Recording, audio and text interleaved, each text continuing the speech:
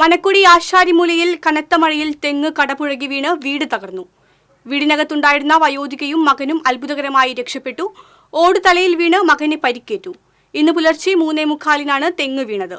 കയ്പമംഗലം വീട്ടിൽ കമല, മകൻ ഷിജു എന്നിവരാണ് വീട്ടിലുണ്ടായിരുന്നത്. ശക്തമായ കാറ്റിലും മഴയിലും അയൽവാസിയുടെ പറമ്പിലെ തെങ്ങാണ് ഇവരുടെ വീടിന് മുകളിൽ വന്നു വീണത്. പട്ടികയും ഓടും തെറിച്ചു വീണാണ് ഷിജുവിനെ പരിക്കേറ്റത്. തെങ്ങ് വീണു, പരിക്ക് പറ്റി. സൗണ്ട് കേട്ട് അമ്മാന്ന് വിളിച്ചു.